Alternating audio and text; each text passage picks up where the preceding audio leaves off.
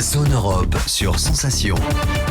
Bonjour et bienvenue dans Zone Europe sur Sensation, en association avec TV78, une émission enregistrée au Parlement européen de Strasbourg. Voici une sélection des meilleurs moments de l'émission.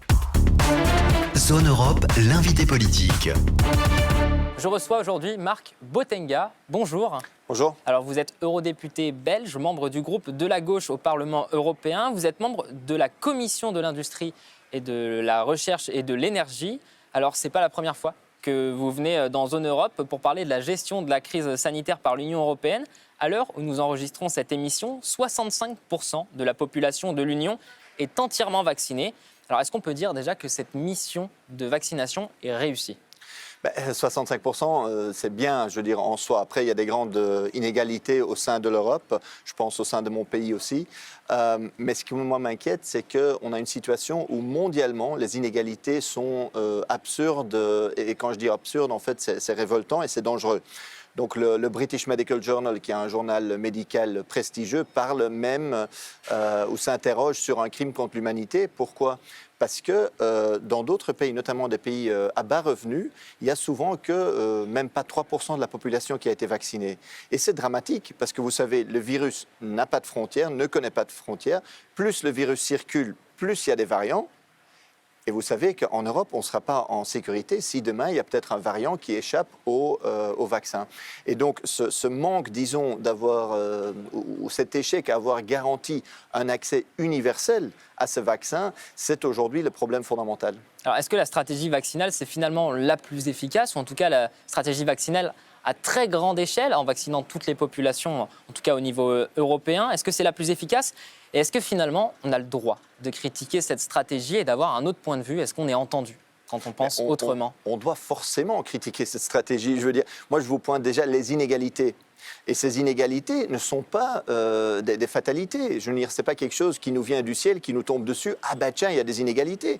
Non, nous savions à la base, déjà au début, qu'aucune entreprise n'aurait la capacité de produire suffisamment de vaccins pour tout le monde.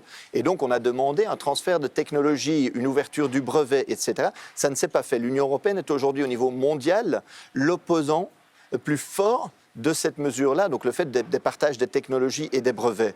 Alors, bien sûr qu'il faut la critiquer, parce qu'en face de ça, on voit Big Pharma, donc les grandes entreprises pharmaceutiques, qui font des milliards, des dizaines de milliards de bénéfices.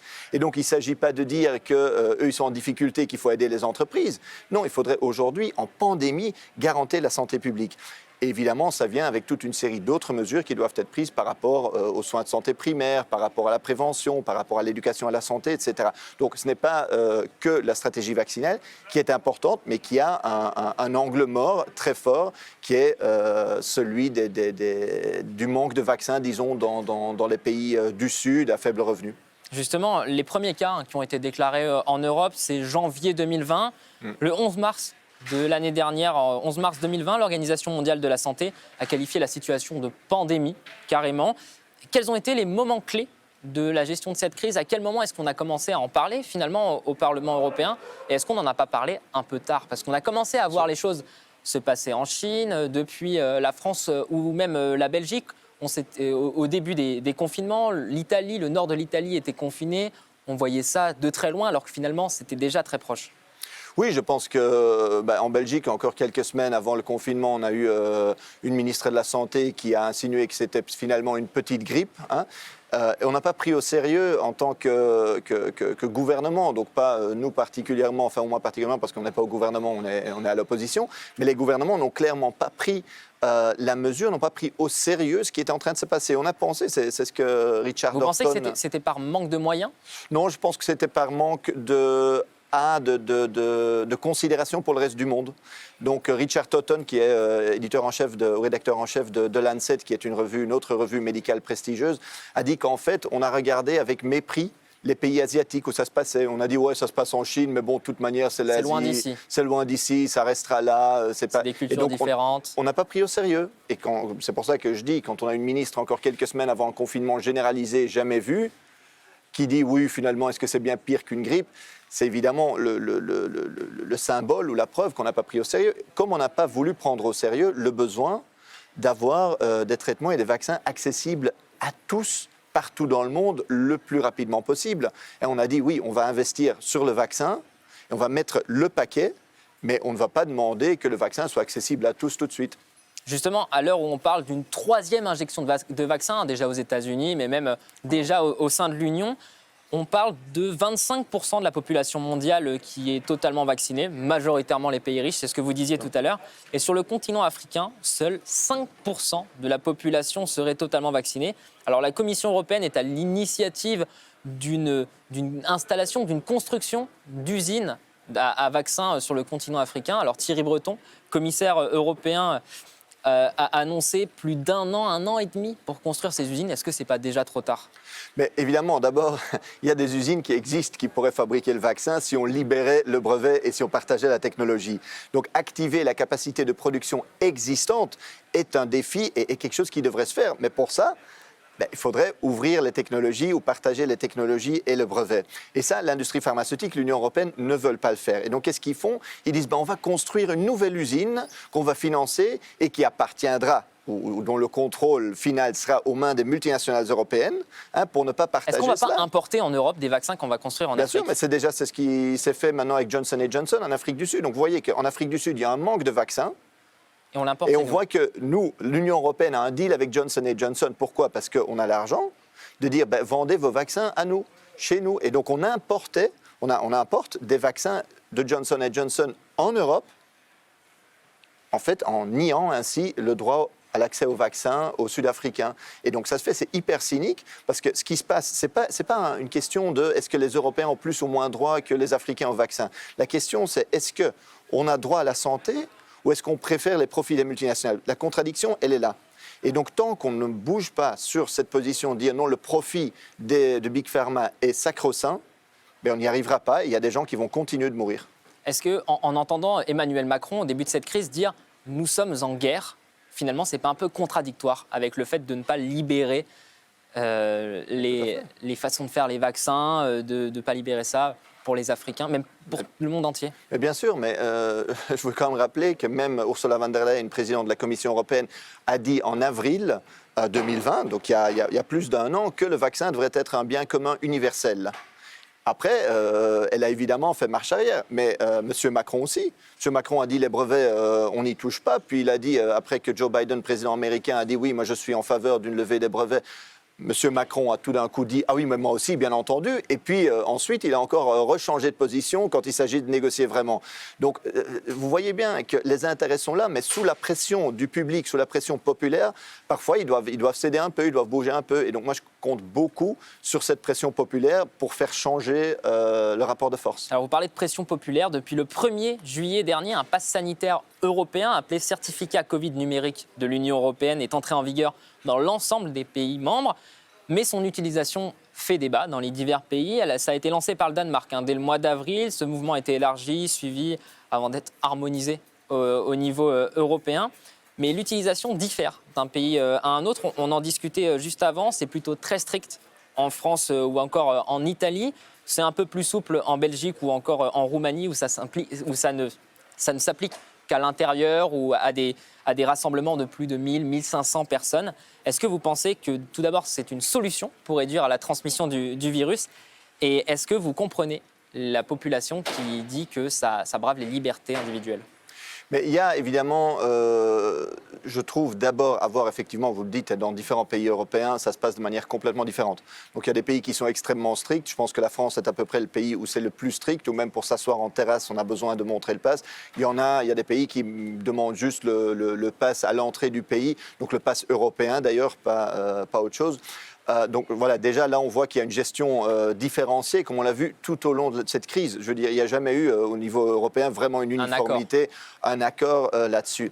Par rapport à l'obligation du pass, moi je veux quand même dire que l'État est en train de renoncer à certaines responsabilités, c'est-à-dire la responsabilité de convaincre, d'organiser dans certains quartiers ou auprès de la population qui hésite, qui doute, etc., d'organiser des campagnes, de convaincre vraiment. Parce que la base de toute campagne de santé publique doit être l'adhésion.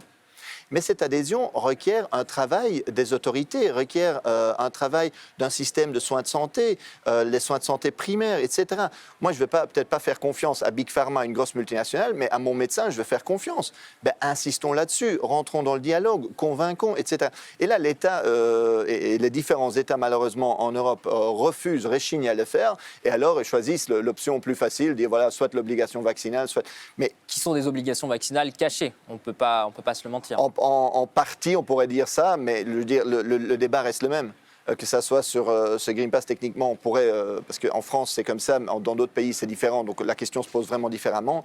Mais la question, c'est est-ce que votre système de santé, est-ce que vous voulez investir dans votre système de santé, créer l'adhésion, créer le tracing, comme on dit aussi, hein, donc le suivi des gens, est-ce que vous voulez réagir, est-ce que vous voulez être sur la balle, etc. Ou est-ce que vous dites non, je fais la solution facile?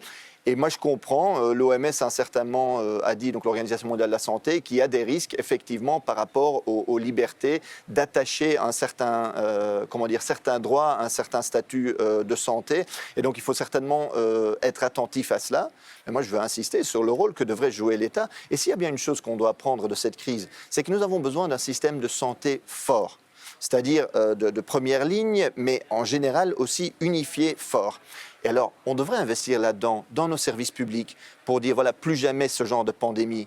Hein, mais ça, je ne vois pas, ni l'État français, ni en Belgique, cette poussée dans ce sens-là. Même au niveau européen. Et certainement pas au niveau européen. Moi, je m'attends à ce que la Commission européenne ne demande plus jamais à un pays de couper dans ses soins de santé. Oui. Ce qu'elle a fait pendant 10 ans, 63 fois. Eh ben, je m'attends aujourd'hui à ce que la Commission européenne n'ose plus jamais le faire. Mais est-ce que finalement le Parlement et l'Union européenne n'est pas une trop grosse machine pour avancer face à une crise qui avance très rapidement, à un virus qui mute très rapidement ?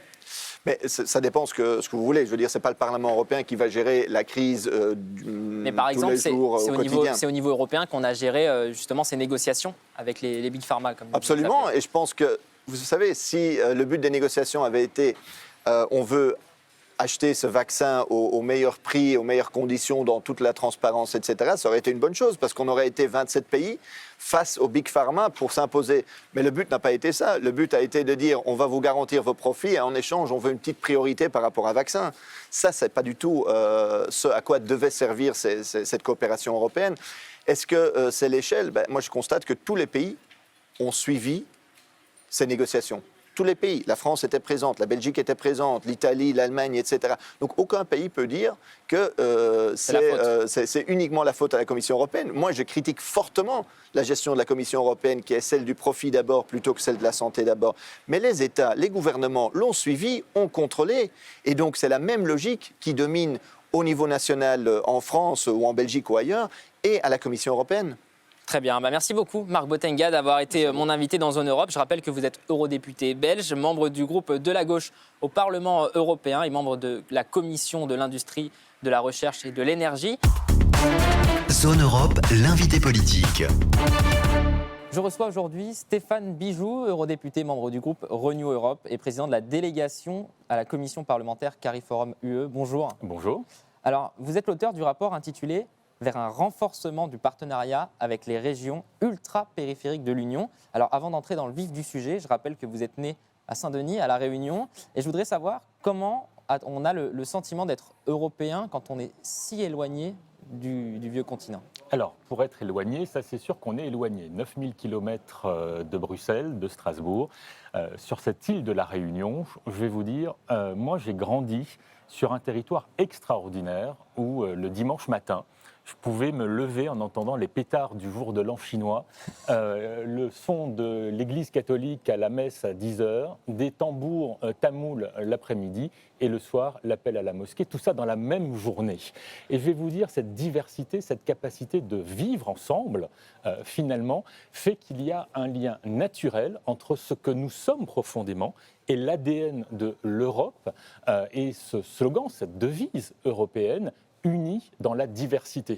Alors, je peux vous dire que quand on est sur une île, au milieu de l'océan Indien, entre Madagascar et l'île Maurice, et que vous êtes ce que vous êtes, fort de cet héritage du métissage, et que vous avez la possibilité à la fois d'être créole, réunionnais, français et européen, Je réponds à votre question en disant que ce qui prédomine, c'est de façon légitime un sentiment de grande fierté. Très bien. Alors, on va s'intéresser à ces régions ultrapériphériques. Il faut savoir qu'elles sont rattachées à 3 États membres.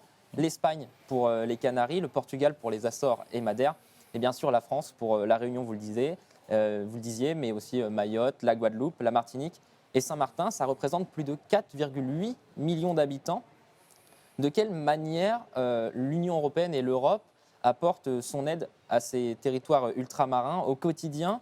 De quelle manière est-elle présente et est-ce que sur place, on voit une présence de l'Europe au quotidien? Alors on partage d'abord cette citoyenneté européenne et on partage cette volonté de construire ensemble chacun de nos territoires. Et on est dans le cadre d'un partenariat où finalement, il faut qu'on soit gagnant-gagnant.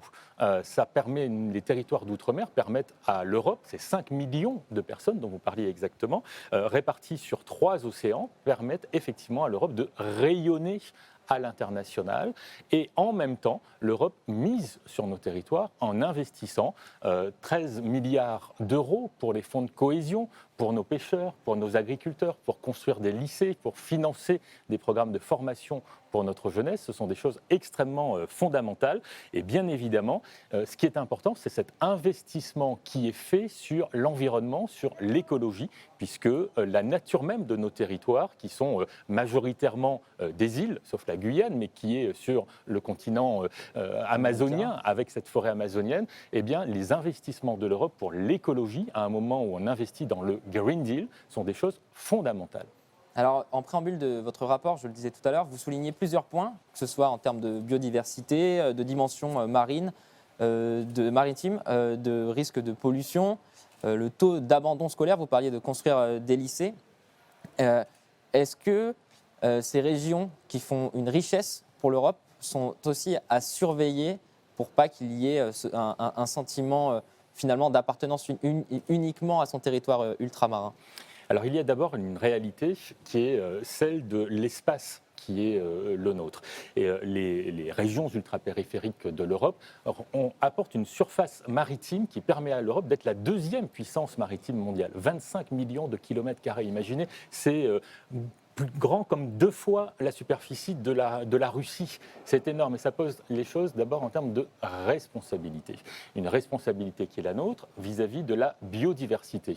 Les Outre-mer abritent 80% de la biodiversité européenne. Et quand on sait que l'IUCN les experts tirent la sonnette d'alarme en disant attention, on est en train de perdre déjà 1/3 de nos plantes, de nos animaux, de nos végétaux, il y a une urgence à agir et agir vite sur chacun de ces territoires. Pour ce qui est de la cohésion et de ce pari sur la jeunesse, ce qui nous caractérise outre-mer, c'est le potentiel de nos jeunes. À Mayotte, par exemple, 1 personne sur 2 a moins de 18 ans. Ce qui n'est pas du tout le cas sur le vieux continent. Mais exactement. Et quand vous avez cette réalité-là, vous avez d'abord une responsabilité, qui est celle de trouver des solutions pour ouvrir l'horizon de nos jeunes. Moi, chez moi, à l'île de la Réunion, quand je croise des jeunes, puisque je suis systématiquement sur le terrain, à la rencontre et à l'écoute de nos jeunes, ils me disent « Mais monsieur le député, en créole, l'horizon est cassé. Notre horizon est cassé. » Et quand vous êtes face à des jeunes qui n'ont pas de perspective, eh bien, votre responsabilité, c'est de construire des solutions. Et l'Europe est un partenaire efficace aux côtés de la volonté du gouvernement français de construire des solutions pour les Outre-mer. Alors vous parliez de changement climatique. Est-ce que vous pensez que le tourisme durable, parce que le tourisme c'est finalement un des grands pans de l'économie de ces territoires, est-ce que le tourisme durable doit être une priorité pour ces régions? Alors, c'est plus qu'une priorité. Je vais vous dire, il y a une légitimité à miser sur les Outre-mer pour construire, un tourisme durable. Moi, je réclame, ici au Parlement européen, la création d'un label tourisme durable. Et hier soir, j'ai dit au commissaire Thierry Breton, mais misez sur nous, misez sur les Outre-mer. Pourquoi ? Parce que, comme nous sommes en première ligne du dérèglement climatique, nous construisons des solutions pour effectivement avoir un autre mode de fonctionnement, un nouveau modèle de développement basé sur cette réconciliation nécessaire entre l'économie et l'écologie. Et le tourisme est un périmètre sur lequel on peut construire des solutions durables. En Polynésie française, par exemple, on est capable aujourd'hui de climatiser des hôtels en allant puiser l'eau froide au fond des océans, sans produire du gaz néfaste pour l'environnement. On est capable aujourd'hui, dans nos territoires, de construire des offres où on peut trouver cette réconciliation, cette capacité à vivre en harmonie avec la nature, parce que nous sommes ce que nous sommes et parce que nous nous donnons les moyens, avec l'Europe, avec le gouvernement, de créer des solutions concrètes. Alors, il y a l'inquiétude de ces régions, c'est aussi qu'elles font souvent face à des flux migratoires importants. Beaucoup s'en vont justement vers la France métropolitaine. Une situation qui inquiète parfois les autorités locales. Comment est-ce qu'on peut les soutenir et quelles solutions on peut préconiser pour gérer aussi parfois l'arrivée de migrants ? Il faut d'abord accorder beaucoup d'importance à ce que ressentent nos concitoyens sur cette question des migrations. Je veux d'abord dire que ce que nous sommes fondamentalement dans les Outre-mer, nous sommes les héritiers des migrations dans chacune de nos régions. Nous sommes métissés. Le sang qui coule dans nos veines fait que nous sommes les héritiers d'une tradition de métissage, de rencontres, de migration. C'est quelque chose de fondamental qui fait que sur nos territoires, nous devons avoir une approche humaine de ces questions de migration. Il y a une réalité, effectivement, qu'il faut regarder en face. Trouver la solution demande du courage. Et le premier courage, c'est de faire le bon diagnostic et de regarder les choses en face. Aujourd'hui, à Mayotte, par exemple, à la maternité de Mamoudzou, 7 enfants sur 10 qui naissent d'une mère en situation irrégulière, qui est arrivée de l'État voisin des Comores. Il faut qu'on trouve des solutions pour régler ces situations. Le gouvernement, avec l'aide de l'Europe, mise sur des moyens supplémentaires de surveillance de nos zones pour effectivement trouver les solutions, les bonnes solutions. Parce que je vais vous dire, face à cette situation, l'extrême droite propose juste d'agiter les peurs, mais à aucun moment ne propose de solution. On ne va quand même pas construire des murs sur nos récifs pour régler et réguler les migrations. La solution, elle ne passe pas par là, elle passe aussi, et je le revendique, par une capacité de dialogue avec les pays d'où viennent ces migrants qui viennent sur nos territoires. D'ailleurs, la réalité, c'est qu'ils viennent de pays différents. Quand on est à Mayotte, la migration, elle vient essentiellement des Comores. Quand on est en Guyane, le flux arrive de Haïti. Il faut qu'on soit en capacité, avec l'Union européenne, de parler, de négocier, de construire des solutions avec les pays d'origine de ces migrants, et il faut que sur notre sol, on soit en capacité d'accueillir ceux qui ont besoin d'aide, parce que c'est aussi ça, la réalité. Il y a des hommes, des femmes, des enfants qui ont besoin d'aide. Et c'est l'honneur de la France, l'honneur de l'Europe, de trouver les bonnes solutions. Alors avant de se quitter, un moment sur la conférence sur l'avenir de l'Europe, une plateforme qui permet de s'exprimer, futureu.europa.eu. Pour vous, à quoi ressemblerait l'Europe idéale ? On sait que l'Europe est pleine de défauts, de qualités aussi. Qu'est-ce que vous voudriez peut-être changer ? Alors, je ne sais pas s'il existe quelque chose de parfait dans ce monde, mais pour autant, il faut avoir un idéal, il faut avoir des idéaux. Alors, l'Europe idéale, pour moi, ça serait l'Europe qui... C'est d'abord l'Europe qu'on essaye de construire, pour laquelle on se mobilise avec mon groupe politique, sous l'impulsion du président de la République française, pour que cette Europe, elle permette à chaque citoyenne, à chaque citoyen, à chaque Européen, peu importe le territoire d'Europe où il vit, y compris dans les Outre-mer les plus éloignés, permettre à chacune et à chacun d'être debout, et non pas assis, pire, à genoux, face à des situations internationales qui se tendent, face à des défis mondiaux qui sont extrêmement puissants, que ce soit le défi climatique, que ce soit le défi social, économique, culturel, les migrations, bien évidemment. La santé, on l'a vu.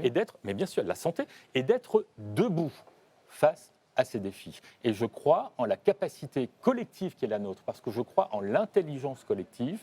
Nous avons la possibilité de construire les solutions pour affronter ensemble ces grands défis. La conférence pour l'avenir de l'Europe est un moment extrêmement important. Et d'ailleurs, ce chemin d'écoute des citoyennes et des citoyens passe par les Outre-mer, parce que quand on a lancé les conférences régionales pour l'avenir de l'Europe, en même temps qu'on réfléchissait à Lille ou à Bordeaux, à l'île de la Réunion, chez moi, le ministre de l'Europe, Clément Beaune, est venu pour donner le coup d'envoi de cette impulsion pour que nous construisions ensemble cette Europe forte, solidaire, dont nous avons besoin. Merci beaucoup Stéphane Bijoux d'avoir été avec nous. Je rappelle que vous êtes eurodéputé, membre du groupe Renew Europe, président de la délégation et la commission parlementaire CariForum UE. Et je rappelle l'adresse de la plateforme futureu.europa.eu si vous souhaitez donner votre avis sur l'avenir de l'Europe. Zone Europe. Zone Europe, c'est terminé pour aujourd'hui. Merci aux équipes techniques du Parlement européen de Strasbourg. Vous pouvez retrouver cette émission en podcast audio et vidéo sur notre site et notre application Radio Sensation et aussi sur TV78. Rendez-vous la semaine prochaine. Très bonne soirée. Zone Europe sur Sensation. Zone Europe avec le soutien financier de la région Île-de-France.